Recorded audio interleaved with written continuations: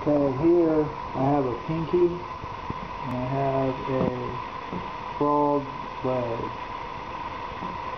This was the foot part on the rear leg, and I took a pair of scissors and I trimmed the toes off because they kind of go against the grain.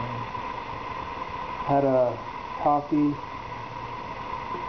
western hognose snake, kind of an expensive morph. Stopped eating, tried everything in the book, nothing would get it to eat, and you can only let them go maybe 6 weeks before you got to try to do something. And after 6 weeks it wouldn't even eat. I couldn't get it to eat anything.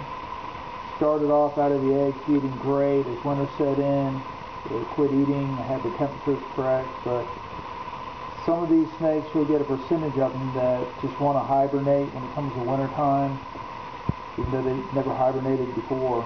It's instinct inside of them. A small percentages will stop eating and nothing will get them to eat. I pulled the snake for 3 weeks at 50 degrees. I'm going to try to tempt it with this toad leg. See if I can get it to eat for the first time. So I took it out of hibernation. I've let it warm up for about 4 days. So let's see. If you get right in front of it and try to tease it, sometimes they'll hiss a little bit, but tease them with a little bit, like you might be able to get it. Oh yeah, there he goes.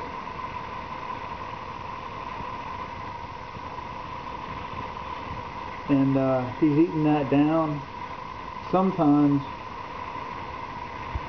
you can take a pinky while he's eating that down. If you're real careful, sneak up on him with a pinky. Sometimes you can hook it in his mouth and he'll just keep on eating and eat the pinky as well. I don't know if I can. Sometimes you can get lucky and get that to happen that way, and sometimes no. Sometimes if you can just get it hooked in their mouth, get the head of it hooked in their mouth.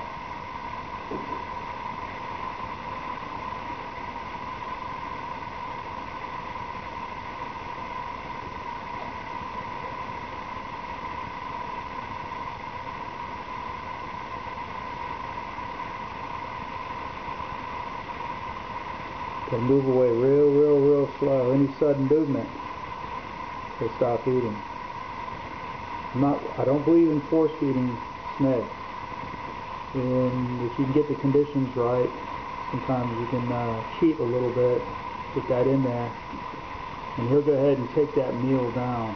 I'm not going to try to overfeed him. I just gave him that one little frog toad leg that he just couldn't resist.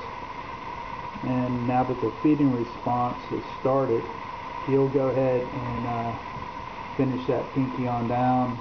And I'll write on my index card one toad leg followed by one pinky. And I'll probably let that, since it's his first meal, I probably won't feed him again for about 5 days.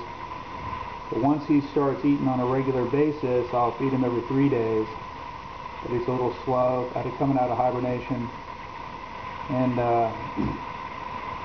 everything in the book was tried: herring, different kinds of fish, tuna, tree frog, live pinky, scented pinky. Just nothing would work. Even a live toadlet, I locked him in a deli cup with overnight. Nothing would work. The snakes just would not eat.